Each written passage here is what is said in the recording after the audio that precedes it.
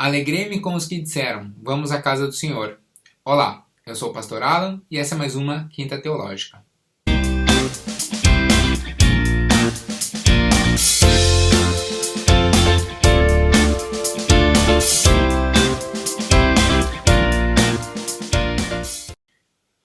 Toda quinta-feira, aqui no Teo Legal, você consegue encontrar um estudo bíblico novo.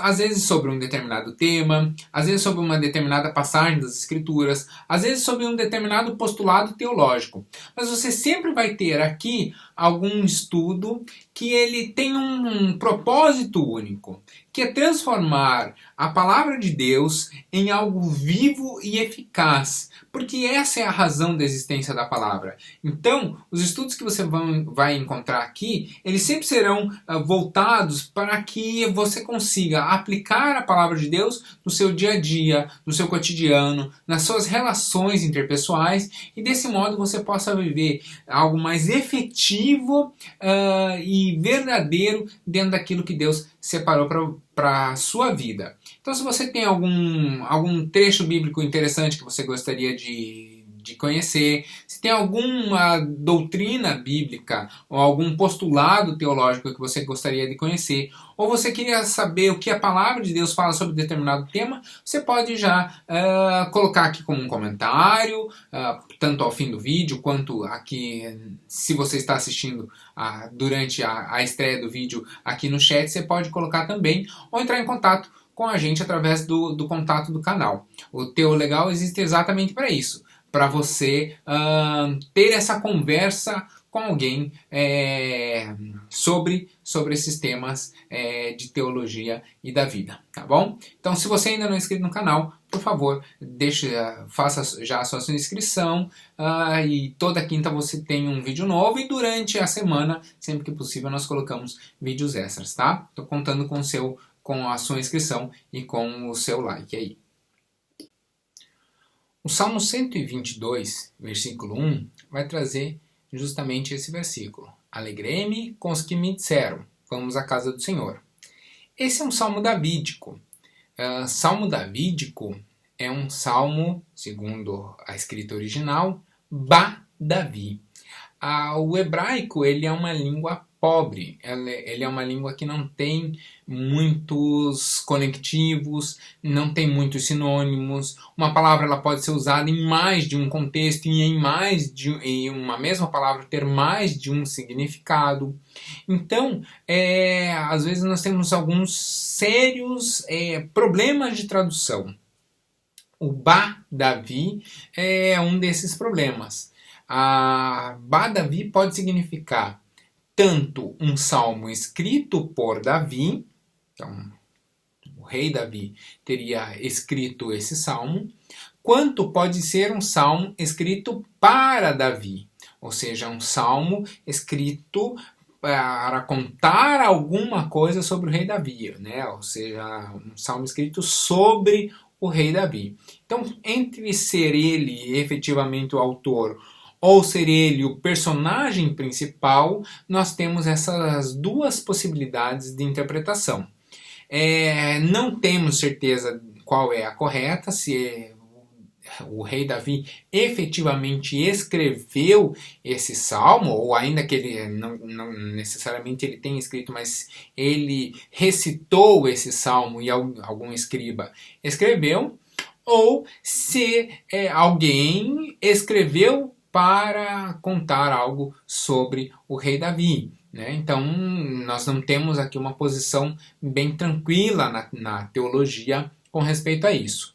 Mas o Salmo 122, ele é enfático e uníssono e peremptório quando a interpretação se dedica a compreender o momento pelo qual o Salmo foi escrito. Então, o Salmo 122 ele é escrito justamente no momento após a conquista da cidade de Jebus, que era a sede do reino dos Jebuseus, e que Davi transfere para Jerusalém, a capital, para então Jerusalém, a capital do reino. Ou seja, Jerusalém passa a ser a capital do reino ali.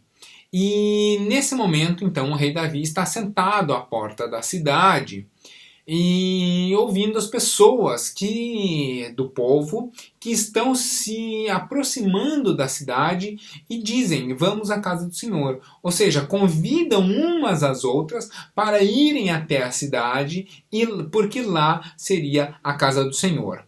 É importante lembrar que o rei Davi não construiu o templo, ainda não havia em Jerusalém o templo. Por quê? Porque o templo só vai ser construído pelo reino posterior, pelo reino de Salomão. Então ainda não havia a identificação da cidade de Jerusalém em conexão com a presença do templo em Jerusalém. Ao contrário, o templo é erigido em Jerusalém porque já havia a compreensão de que aquela seria a casa do Senhor. Você consegue perceber a diferença?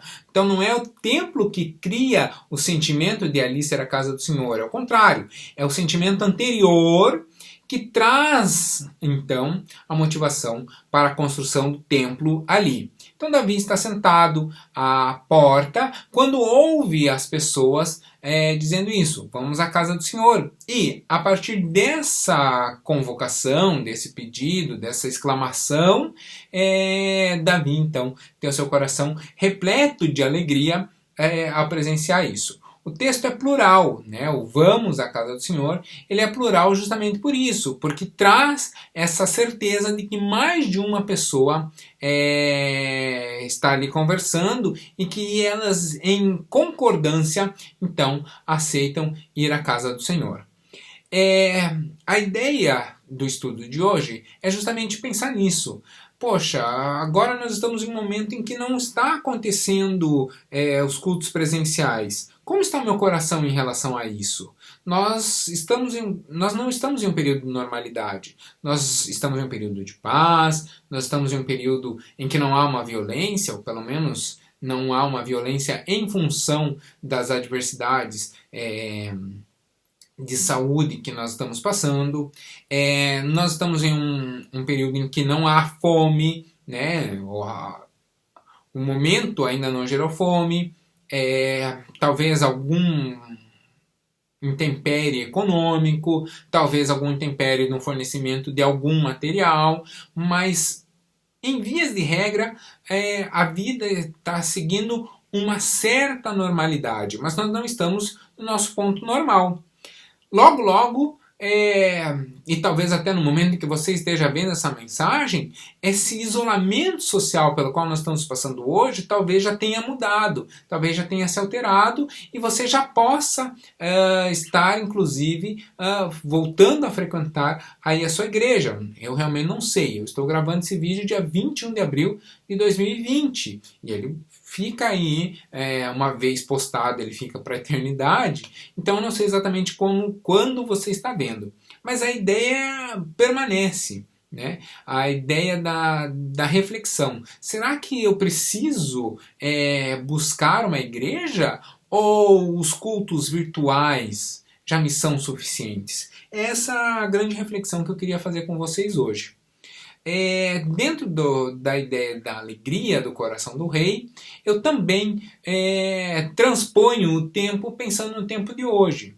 Porque ali havia uma identificação não apenas do rei, né, do reino, mas será que outras nações também podem se achegar ali? Vamos ver o que Isaías, capítulo 2, versículo 3, fala sobre isso.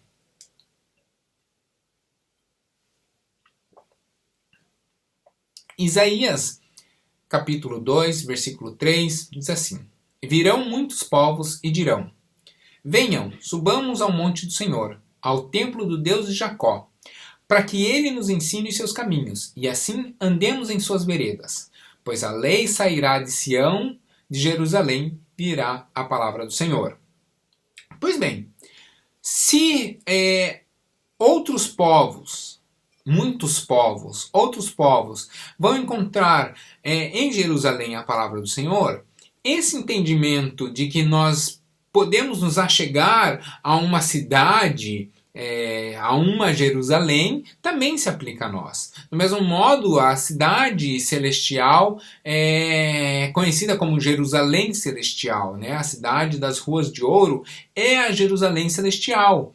Então, a ideia de haver uma visão profética sobre a cidade de Jerusalém é de que ela também se aplica aos tempos de hoje, de que nós também temos uma nação, um lugar para nos sentirmos como nação. A ideia de se sentir como nação é muito curiosa.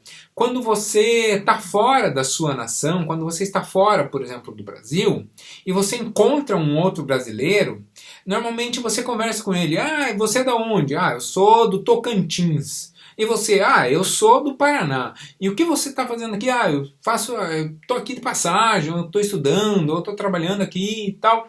E nós conversamos ali com uma pessoa sobre coisas que talvez nós não conversaríamos se nós estivéssemos em um país estrangeiro. Aliás, é muito curioso, porque quando você está numa viagem, por exemplo, de turismo, e você vai a um ponto turístico, e nesse ponto turístico você vê alguém com a camiseta da seleção brasileira, naturalmente as pessoas se aproximam dali, ainda que disfarçadamente, para perceber se aquela pessoa está conversando em português e se tem um sotaque brasileiro. Por quê? Porque dentro do nosso coração há um sentimento de nação, há um sentimento de pertencimento a um determinado grupo. Seja qual for o lugar do mundo em que você estiver, ao ver uma bandeira do Brasil, o coração muda, né? Então, quando a gente está passeando, por exemplo, por uma cidade, e aí tem mercado brasileiro, né? Cidade que tem presença muito brasileira, é muito comum ter os mercados brasileiros, que são mercados que têm produtos tipicamente brasileiros que não se acham em outro lugar. Farinha de mandioca, farinha de tapioca, feijão preto, né? Paçoca, pé de moleque, algumas comidas típicas brasileiras, né? Então, quando você acha em algum um mercadinho com a bandeira do Brasil, você passa automaticamente, você dá uma olhada e identifica aquela bandeira como sendo a bandeira do seu país. Esse sentimento de localização, esse sentimento de pertencimento a uma nação, ele é um sentimento muito próprio, muito interessante. Inclusive no dia de hoje, eu estou gravando hoje no dia do feriado de Tiradentes, né? Então, a ideia de Joaquim José da Silva Xavier é de um sentimento de nação próprio, né? De um cuidado que ele tinha, de um anseio que ele tinha por uma justiça tributária e política melhor para o Brasil. Então, a ideia de pertencer a uma nação, ela nos traz uma proteção maior e ela é um sentimento que deve estar dentro do coração de todo crente. Por quê? Porque nós precisamos lembrar que, no caso, quem é brasileiro tem esse sentimento pelo Brasil. Quem é português tem esse sentimento por Portugal. Quem é finlandês tem esse sentimento pela Finlândia, ou pela Alemanha, ou seja, por onde for a nação a que a pessoa pertence. Mas nós pertencemos à nação celestial. Então o nosso coração ele deve estar cheio de desejo, de vontade, de saudade da casa do Pai. De vontade de estar junto a Deus. Olha o que o Salmo 84, versículo 1 até o 5 vai dizer. Salmo 84, versículo 1 ao 5 diz assim: Como é agradável o lugar da tua habitação, Senhor dos exércitos. A minha alma anela, deseja. A minha alma anela e até desfalece pelos átrios do Senhor. O meu coração e o meu corpo cantam de alegria ao Deus vivo. Até o pardal achou um lar, e a andorinha um ninho para si, para abrigar os seus filhotes. Um lugar perto do teu altar, ó Senhor dos exércitos, meu Rei e meu Deus. Como são felizes os que habitam em tua casa, louvam-te sem cessar. Como são felizes os que encontram em ti sua força, e os que são peregrinos de coração. O coração de um peregrino é alguém que caminha, é alguém que busca, é alguém que tenta encontrar algo além. Não é necessariamente um lugar, pode ser um encontro de si mesmo, mas encontra uma razão maior do que a razão da normalidade do dia a dia. Um peregrino é alguém que caminha em busca de algo e caminha por uma razão, e às vezes caminha de um lugar para outro. Então, o sentimento de pertencimento, o sentimento de ser como um pardal, um animal pequeno, frágil, sem grandes adjetivos, porque não é um animal, se você for pensar, mas não é o menor dos pássaros, realmente não é, mas ele não é colorido como um canário, ou rápido como um beija-flor, ele é cinzento, pequeno, comum. É um animal sem grande expressão, sem grande relevância a princípio. Né? Você olhar para um pardal e olhar para uma grande arara multicolorida, ou olhar para um pardal e olhar para uma grande águia forte, poderosa, com unhas, né, garras grandiosas e perigosas. O pardal é um passarinho sem grande importância, mas mesmo assim, o menor dos menores dos pássaros, o mais sem ministério, o mais insignificante dos pássaros, ele encontra um lugar de aconchego próximo a Deus. Se isso acontece com os pássaros, ou como diz Jesus, com os lírios do campo, que tem preciosa roupa, né, uma roupa e são frágeis, e tem uma vestimenta mais preciosa do que a roupa de reis, imagina com nós que somos filhos de Deus. Então, o nosso sentimento de pertencimento, ele deve ser muito maior. E nós devemos ter essa identidade de nação do reino de Deus. Né? Então, esse sentimento de pertencimento ao reino de Deus. E esse sentimento deve trazer no nosso coração um impulso e um desejo de estarmos reunidos com os nossos irmãos. Ele deve gerar em nós o sentimento de que é necessário que nós nos juntemos com os nossos irmãos, por uma razão muito clara e evidente.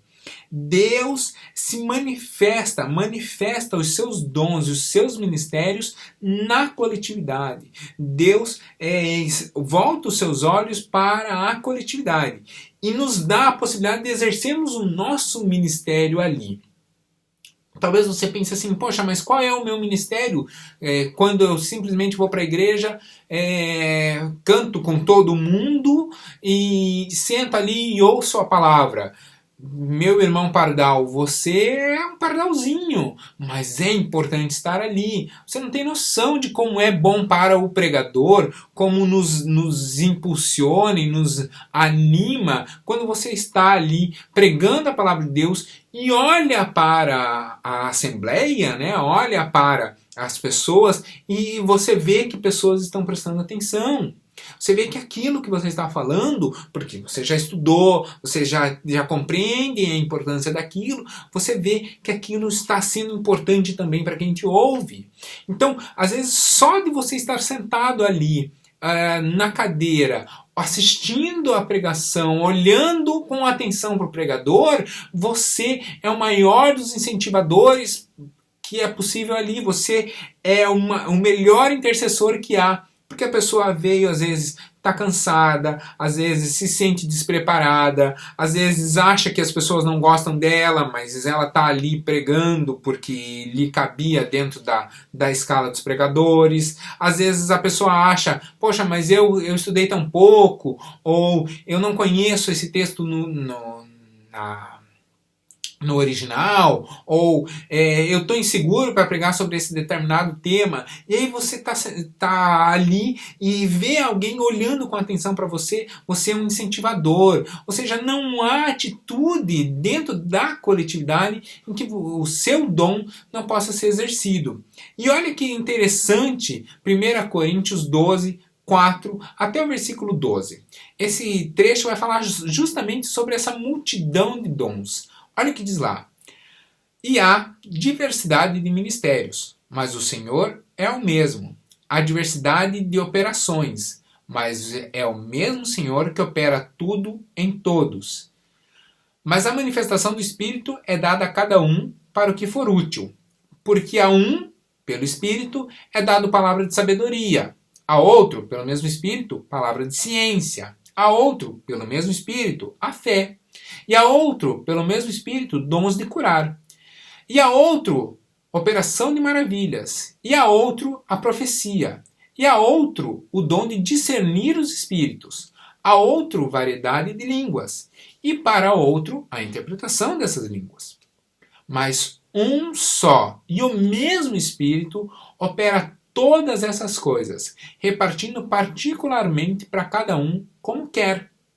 Porque assim como o corpo é um, e tem muitos membros, e todos os membros, sendo muitos, são um só corpo, assim é Cristo também.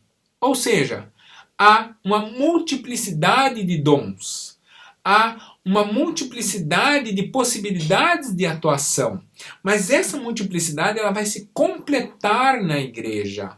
Quando nós examinamos alguém para o concílio batista, nós perguntamos para a pessoa sobre dons e se a pessoa tem algum dom. E aí a pessoa responde, né, que tem algum dom, tem esse, tem aquele. Né? Os dons não são apenas esses listados, há na continuação outros dons. Né? Romanos 12, 6 vai mostrar isso. A gente tem outros dons, por exemplo, o dom de administrar, o dom de ajudar, são dons também bíblicos que vão estar lá em 1 Coríntios, um pouquinho mais à frente do versículo 12. Romanos 12, 6 a 8 também vai demonstrar dons, e eu já vou falar sobre eles. Mas quando nós perguntamos para a pessoa se ela tem os dons, ela expõe quais dons ela tem. O meu, vocês já devem saber que o meu grande dom é o dom de mestre, né, o dom de ensino. Uma pergunta significativa. Você tem todos os dons? Porque uma pessoa que tenha todos os dons, ela não precisa da igreja. Uma pessoa que tenha todos os dons, ela não precisa do outro. Mas eu não conheço ninguém que tenha todos os dons. A pessoa pode ter qualquer dom. O dom, inclusive, pode se alterar com o tempo. Mas ninguém consegue ter todos os dons ao mesmo tempo. Por quê? Porque nós somos feitos para viver na coletividade. Nós somos feitos para depender um do outro. Olha o que diz Romanos 12, versículos 6 até o 8. Temos diferentes dons, de acordo com a graça que nos foi dada. Se alguém tem o dom de profetizar, que use-o na proporção da sua fé. Se o dom é servir, se é ensinar, se o dom é servir, então que sirva. Se o dom é ensinar, ensine. Se é de animar e dar ânimo, que assim o faça. Se é contribuir, que contribua generosamente. Se é exercer liderança, que faça com zelo. Se é mostrar misericórdia, que faça com alegria. Ou seja, é um completando o outro. E é na reunião de todos esses dons que está a perfeição da igreja. A igreja ela não tem falha justamente por isso. Porque o que um tem de falha, o outro suplanta com o seu dom. Se um é uma pessoa muito misericordiosa, o outro, que é uma pessoa que tem um dom de administração, vai impedir com que essa misericórdia vá além de tal modo que você, por exemplo, passe fome para atender o seu irmão. Né? Então, o ideal é que você distribua com generosidade, mas que você não empobreça em função disso. Ou seja, você vai distribuir com generosidade, mas você não vai passar necessidade. né? Então você atende a sua necessidade mínima e a necessidade mínima do seu irmão, né? Um vai profetizar, mas o outro vai estar em oração. Um vai admoestar, mas o outro vai demonstrar o perdão. Então é na coletividade, é na junção de pessoas diferentes que está a grandiosidade da igreja. E é isso que nós devemos buscar. Por isso é natural que ao juntar pessoas, que o Espírito Santo, que é o mesmo Espírito, o Espírito Santo vai juntar pessoas que são diferentes. Por quê? Porque elas não são apenas diferentes, elas são complementares. E essas pessoas diferentes, que são complementares, ao se unirem, nós temos a tendência de querer nos unir com pessoas iguais a nós. Por serem pessoas diferentes, naturalmente uma outra rusga, um ou outro choque vai acontecer, um ou outro atrito pode surgir. E aí é justamente o amor de Deus e o zelo do Espírito Santo que vai fazer com que nós possamos aprender a nos tornar pessoas melhores. Por isso a coletividade é tão importante.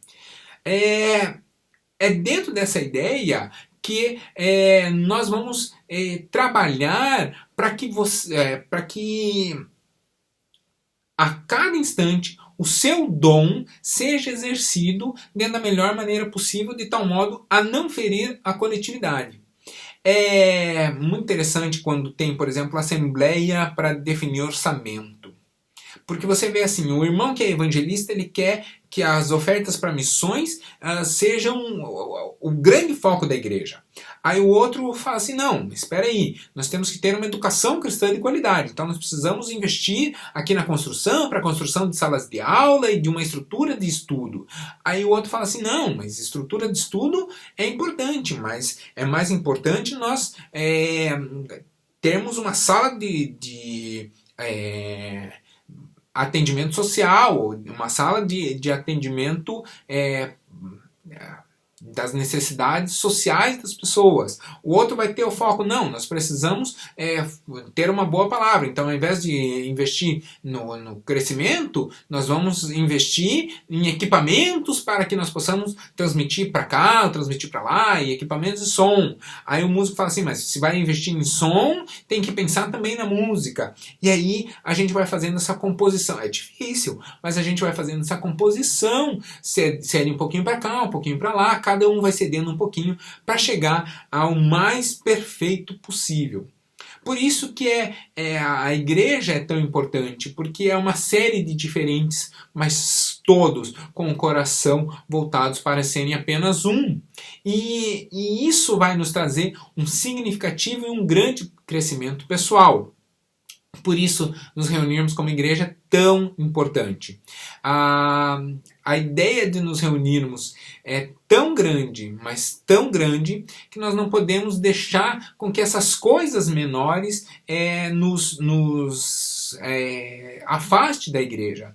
Então, nessa ideia que nosso pastor Lobo e nossos pastores sempre incentivam você a procurar uma igreja. Se você está em Curitiba, a Igreja Batista Bom Retiro está com as portas abertas para te receber. Mas se você está em outra cidade assistindo esse estudo, procure aí na sua cidade uma igreja. Mas não procure uma igreja que te agrade. Procure uma igreja que te dê a possibilidade de exercer o seu dom. E aí, quando você estiver exercendo o seu dom, você vai ver como essa igreja vai te agradar. É lógico que há multiplicidade de dons, há um jeito seu de exercer o seu dom, mas se você estiver com o coração disposto a servir e a exercer o seu dom ali, você vai achar uma igreja bastante agradável ao seu estilo. Então, entre hoje a situação que nós estamos de não ter culto e ter apenas um culto virtual, ter o culto virtual é muito melhor. Se você tem alguma restrição, por exemplo, médica, meu pai assistiu muitos anos culto pelo tablet, porque ele já em avançada idade, ele já não tinha condição de saúde, era cadeirante, não tinha como ficar saindo, então ele assistia o culto pelo tablet. Minha mãe colocava lá o culto no tablet para ele. Mas quando nós temos a possibilidade de nos reunir, isso deveria estar ardendo no nosso coração com grande alegria. E eu queria encerrar o estudo de hoje lembrando do Salmo 137, versículo 1 a 6, que diz assim: junto aos rios da Babilônia, nós nos sentamos e choramos com saudade de Sião. Ali, nos salgueiros, penduramos nossas harpas. Ali, os nossos captores pediam-nos canções. Os nossos opressores exigiam canções alegres, dizendo: cantem para nós uma das canções de Sião. Como poderíamos cantar as canções do Senhor numa terra estrangeira? Que a minha mão direita definhe, ó Jerusalém, se eu me esquecer de ti. Que a minha língua se grude no céu da boca, se eu não me lembrar de ti e não considerar Jerusalém a minha maior alegria. Salmo 137, versículo 1 a 6. O grande propósito desse estudo é justamente esse: que o seu coração esteja saudoso, cheio de vontade de se reunir novamente com os irmãos, cheio de vontade de estar ali numa coletividade santa, numa coletividade em que o seu dom é importante, em que o seu dom é necessário. Que o seu coração esteja ardendo de vontade de se reunir numa igreja e de receber o seu irmão também na igreja, né? Como dizia ali, vamos à casa do Senhor. Que o seu coração esteja ardendo de vontade de você voltar a se encontrar com os seus irmãos. Porque nem tudo é flores, nem sempre vai ser tudo mil maravilhas, mas ainda é melhor do que estar sozinho. Nós estamos em um tempo de paz, nós estamos em um tempo de tranquilidade, mas um tempo diferente, em que esse distanciamento se justifica. A esperança é que, tendo a possibilidade de se reunir, você não desperdice essa oportunidade, porque isso vai trazer crescimento na sua vida. Isso vai fazer com que o seu relacionamento com Deus aumente, que o seu relacionamento com Deus crie intimidade, que você tenha mais de Deus em todo o tempo, porque você aprendeu a olhar para o seu irmão. A palavra é muito clara ao nos ensinar que é impossível agradar a um Deus que não se vê quando nós não amamos o nosso irmão a quem nós vemos. Porque Deus, sendo invisível, Ele nos dá a oportunidade de olhar para o nosso irmão e ali encontrar a face de Deus. Ali encontrar o Deus a quem se vê. Olha que bacana o que a palavra diz em 1 João 4, versículos 12 a 14. Ninguém jamais viu a Deus. Se nós amamos uns aos outros, Deus permanece em nós, e o seu amor está aperfeiçoado em nós. Sabemos que permanecemos nele e ele em nós, porque ele nos deu do seu Espírito, e vimos e testemunhamos que o Pai enviou seu Filho para ser Salvador do mundo. Você só pode testemunhar se você se relacionar com pessoas. E quando você está em uma coletividade exercendo o seu dom, é aí que você vai crescendo de etapa em etapa. Por isso, o meu desejo com o estudo de hoje é que o seu coração esteja ardendo de vontade de poder se reunir novamente com seu irmão.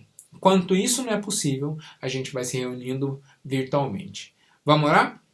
Senhor, eu queria agradecer pelo estudo de hoje.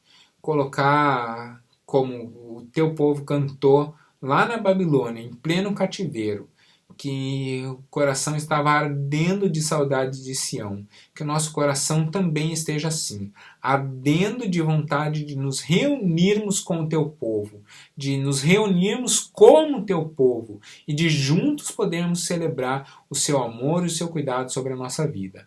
Eu desde já abençoo a casa de cada um, que o Senhor traga paz na casa de cada um nesse tempo, que o Senhor traga discernimento e tranquilidade na casa de cada um, mas faz com que o nosso coração esteja inquieto com vontade, cheio de vontade, de nos reunirmos com os nossos irmãos e podemos celebrar as maravilhas que o Senhor tem feito em nosso meio. Eu desde já peço e agradeço em nome de Jesus. Amém. O canal está à disposição, esteja enviando a sua sugestão. Se você não está inscrito ainda, se inscreva para você não perder os outros estudos ou os outros eventos que vão acontecendo. Se puder deixar o seu like, isso é significativo para nós sabermos que você está vendo, está gostando e estamos aqui para abençoar a sua vida. Tá bom? Deus abençoe.